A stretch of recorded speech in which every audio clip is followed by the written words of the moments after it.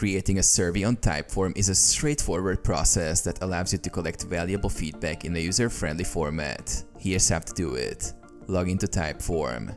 Visit Typeform and log in with your account. If you don't have an account, sign up for free. Start a new survey. From your dashboard, click Create Typeform. Choose Start from Scratch or select a survey template from the gallery that suits your needs. Design survey. Add questions using the drag and drop builder. Click Add your first question and choose the type of question. Enter your question and possible answers. You can add different question types to make your survey more engaging. Use logic jumps.